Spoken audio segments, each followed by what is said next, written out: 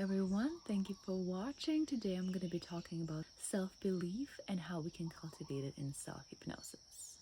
So first of all, what is self-belief? I don't know how about you, but for me, self-belief is not some kind of a stable personality trait that I either have or not, but it's a skill that I can cultivate by making very intentional choices about how I focus my intention. It means two things: that it's something that we can all train ourselves to have cultivated and then apply it. Like we apply any other skill in a situation where we need to feel hopeful, stay regulated and focused. And where can we apply it? Let me give you a specific example of where you can apply it, especially as entrepreneur, because a lot of my experiences with self-doubt and fear, and that's where I needed that self-belief to come forth to help me, are related to my path of an entrepreneur. So there was a time, there were a few times like that actually, in the very beginning when I just invested in a high-ticket business coaching program because I didn't know about how to run a business. I still probably don't know a lot of things. And here I was, just invested a lot of money into that program, making barely enough to cover my expenses at that time. And suddenly the couple clients that I was supposed to work on for extended period of time had some family dramas happening in both of their lives, and they had to drop out. I couldn't really work with them anymore in my own program. So suddenly what I was counting on to make finance-wise for that month was not coming anymore. Of course, what came up for me then was fear and doubt. I began to feel nervous, agitated, just super uncomfortable, not knowing what was going to happen next. Super excited about the business coaching program I was, and at the same time not sure how I will all make it run, meaning my life smoothly, so it's all taken care of. But I paused there and realized something there, that what was running the show, without me realizing that, of course, was that some part of me decided that, of course, the worst case scenario is bound to happen. I'm gonna crush, burn this month financially wise, and then it will flow into the next one and the next one, and the next thing you know, I give up on this whole endeavor. So I was like, all right, wait a minute. This is just one of many meanings I can make out of this situation. I know that I'm a meaning-making machine, and right now I'm stressed, and no wonder that I'm going for this worst-case scenario. And yes, that was a situation where I had limited control over. With all of my business strategies in place, I was still very much a newbie, and I had no idea how many clients I'm gonna have that month, how soon I will make back what I just have invested, and etc. But what I could do is to choose a more empowering, more nurturing meaning for that situation. That empowering meaning was anything but that belief running the show on a background. So that was the first goal I have established, and that was a goal of choice, of agency, of being able to choose how I focus my attention. When I noticed self-doubt and fear coming up, I decided that I'm allowed to say, when those things come up, you know what? I'm not gonna go there. I'm not gonna follow you into that rabbit hole that I know will suck me dry and spit me out on the other side without having any energy to put into what I want to make happen in my business. And I realized again that that was a skill of being able to shift my focus from those thoughts and put my focus back into the task in hand, what I was working on at that time, and do this kind of move over and over again. That was my choice to make. At that point, I wasn't even thinking, but wait a minute, I might learn to shift my attention of my self-doubts and fears. What about that deep-seated belief that is the source of those fears? This certainty of mine that, oh, it's going to crash anyway, and I won't be able to handle it. So at that point, I didn't address that belief as of yet because I didn't realize that I had to. I just wanted to learn to shift my attention off my self-doubts and put it back into my productivity and my day instead. And learning that skill first, it was like cutting off the oxygen to the fire of my anxiety, because I was choosing not to put more of it in there. It was necessary for me to stabilize myself in that moment. But of course, in this way, I was not necessarily yet taking care of the embers of that belief that was still there, even though I had cut all the oxygen for my anxiety to continue burn by focusing my attention on all the self-doubts and putting my energy where it belonged. And of course, I had to eventually take care of that deep-seated belief as well, because I knew that it's great to have that skill of shifting attention because it's super practical, but at the same time, when I was getting stressed, that skill was not coming to me as easily as it should, and it's because it was easy to forget to use it when I was feeling so overwhelmed. So that deep-seated belief still had to be addressed eventually as well. But in this specific video, I just want to teach you how to use that skill, because this is where we need to be starting with anyway. This is something that you can use today to cut the oxygen, so to say, that fuels the self-doubts, the fear, the anxiety, so that when we stabilize ourselves by using that skill in real life, we can also go back and to unwind that self-limiting belief from its very core. So the skill of shifting your attention off the self-doubts and fears so that you don't feed them consists of 3 parts. First of all, you have to catch yourself when you're falling into the rabbit hole of self-doubts, fears, and anxiety. Second step, you have to decide on how you want to feel instead in that moment. You have to find your definition of your resourceful state. And the third step, you need to get to imagining that resourceful state exactly, evoke it by either using the memories from your past or borrowing the resourceful state from the future you who has already achieved the goals that you are uncertain about. Or you can use your metaphors, symbols from your imagination to do the same thing.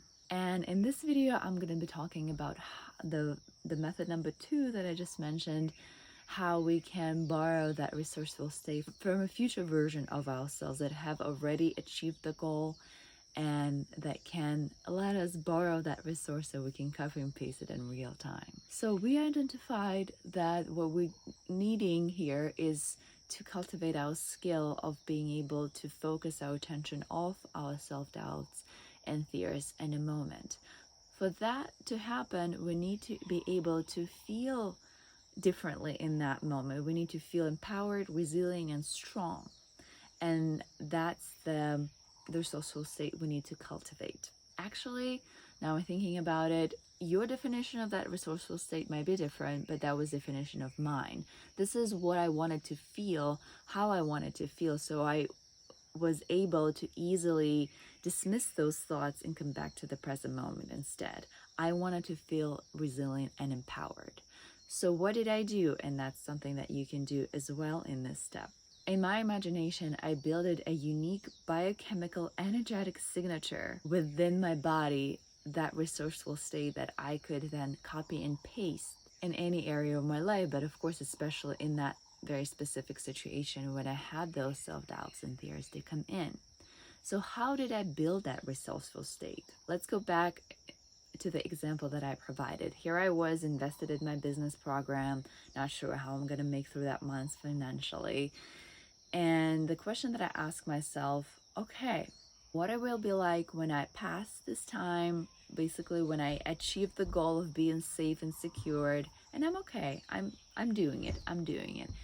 I'm past that moment. What it would be like when it's all over and I'm feeling good and I'm feeling resourceful and everything is just working out in the best way possible.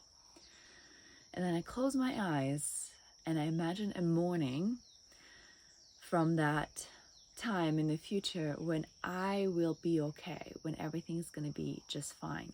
And I wouldn't know how that happened necessarily.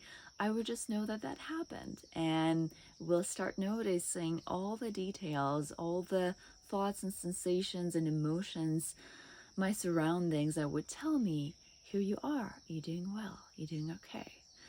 So I use about 10 questions to be able to build that future imagery in most detail. And when I say imagery, I actually don't mean use your visualization skills only, because some of us, including me, are not really that skilled in that yet. You can use kinesthetic sensations, sounds from that new experience that you are waking up to in that morning, what you would hear, what you will taste and touch, and how you will feel in your body. That's a very important one when everything is coming together for you. So here are the questions that you're going to be asking yourself to build that picture, quote unquote. What would I notice would I have achieved this goal? How would my actions be different? What thoughts or self-talk I would engage in? How else would I be? How else would I know that I have achieved that goal? What other indicators would confirm my progress? Who would be the first person to notice those changes in me? What would they tell me? What will they notice? What would they notice exactly? And how would I show it? What differences would they observe? What signs my body would give me to tell me that I have achieved the goal, that I'm okay, that I'm fine in this particular example of mine? And you will slowly but surely, by taking each question, going back inside, imagining that future unfolding, all the signs that would be telling you that here you are, you're different now, you have achieved this goal. Savor that resourceful feeling, the resourceful state that you will be feeling then, that would tell you that I'm here, I have arrived. A lot of times, though, what we do when we imagine the future, we try to imagine an absence of something. So, for example, first when I started imagining my future when I was fine and okay, I was thinking to myself, okay, when I've achieved that place, that state, that goal, I won't be feeling nervous anymore. Or my self-talk will be without any self-critical thoughts mixed into it. But the problem is that we cannot imagine absence of something. We need to imagine the presence of something. So if you are taking something out of that picture, so to say, self-doubts, anxiety, fear, you have to put something instead of it in to replace it with, so that you can imagine that instead. So every time you come up with something, I want to have this, I will be there without that, I don't want this, you want to instead think about what you do want, what you want to do that with, and what you will have instead of something that you want to have in that future memory of yours. So just in this way, answer each question, close your eyes, build that experience by imagining all the sensations, feelings, thoughts, the details of your surroundings that will let you know that you have achieved that goal and how good it feels on the inside. And this is what we're going for here. We're going for what I mentioned earlier, a unique biological, chemical, energetic signature, your resourceful state that you are going to be feeling then.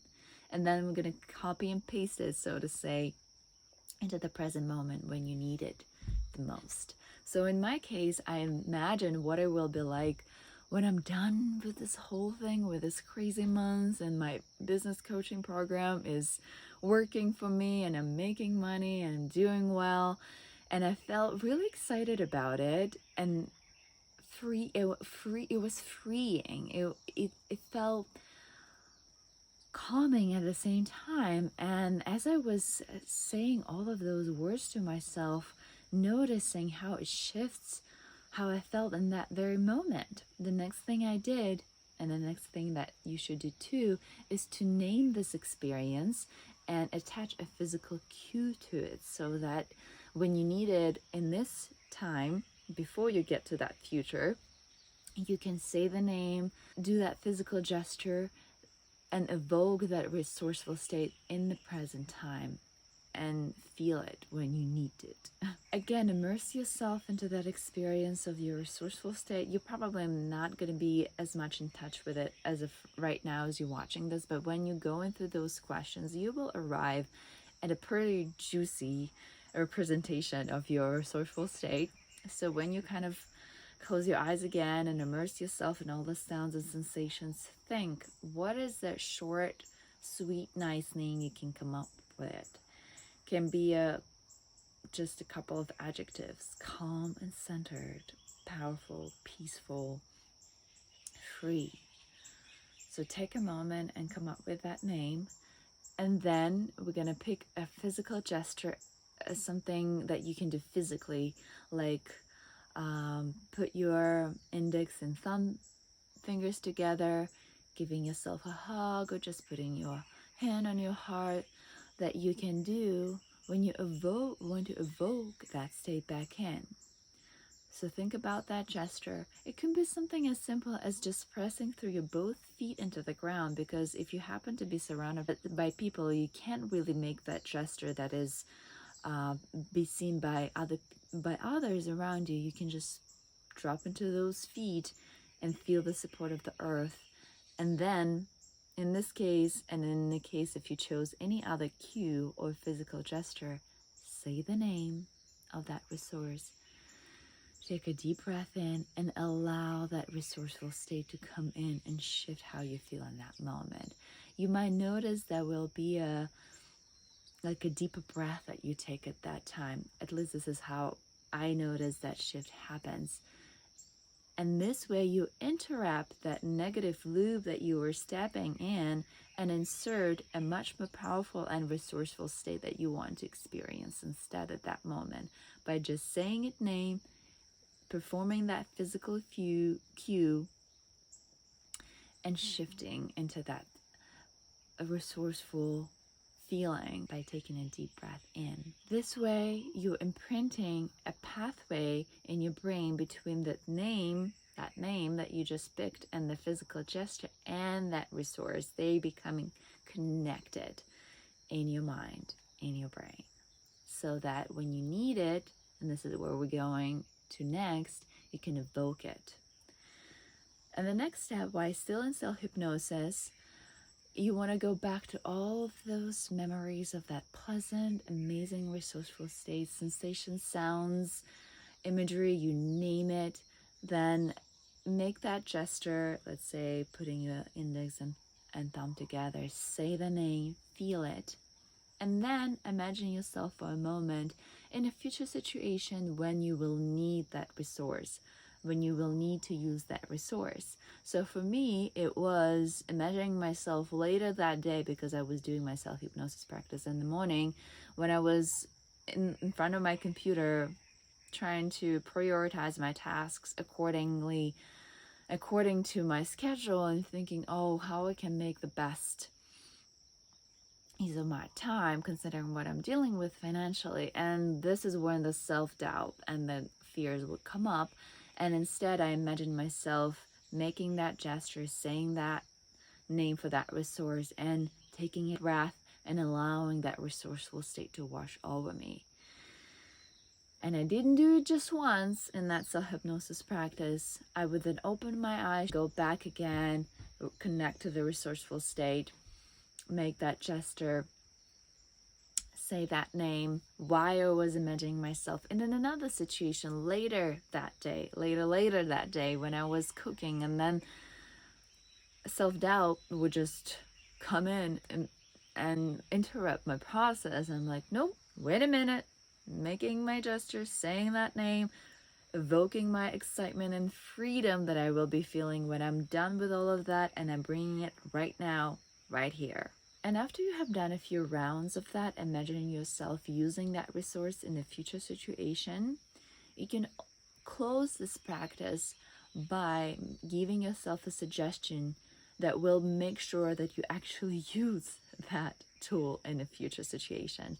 Unless we make an intention, a very clear one, a lot of times we will just forget. And that will just be counterintuitive to everything we have done until this point. So before you end your self-hypnosis practice for that day, give yourself a suggestion to remember to use the resource. And how do you go about it? You can say in your mind, next time I need this resource, and then you describe the resource that you will need, an optimal, resourceful emotional state, a mindset, a belief. When this problem arises, whatever the problem is, whatever the challenge is where you need that resource the most, I will say the name of the resource, make the gesture, and allow the positive feelings to come in to nourish, soothe me, guide me to make the best choices and make me feel better. So the 4 major components of this suggestion that you give into yourself is that you are identifying the resource that you are looking for, when you need it, and how you're going to get it by saying the name, making the gesture, and what is going to be the result of that. And that will be you feeling better, soothed, nourished, you name it. You are choosing the end result of how you want to be feeling as a result of using that resource. So, for example, in my case, when it comes to feeling that self-doubt, my self-suggestion was, okay, next time I need to feel trusting of my own process and just good overall. When the self-doubt arises about how I'm gonna be doing the next couple of months, I will give myself a hug and say the name of my resource, which let's say was calm and collected. And I will feel an immediate relief and a shift in how I feel, and it will make me feel better, make me feel brighter, and just positive feelings all around.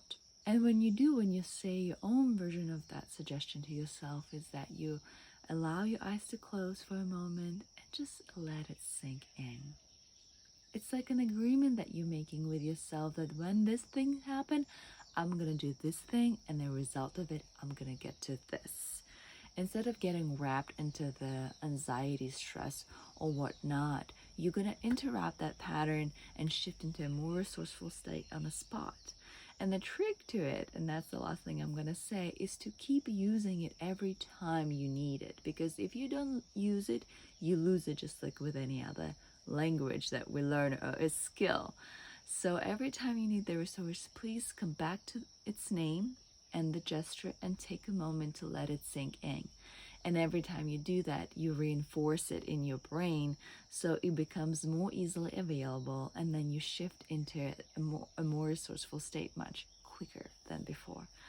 Thank you so much for being with me. I hope this video was helpful. If you have any comments or suggestions, please type them in the comment section. And especially if you're going to try this, please let me know how it goes, and if you have any comments about that process as well. You got this. You have that power within you to change your inner realities, to make your outer realities better. So go get it.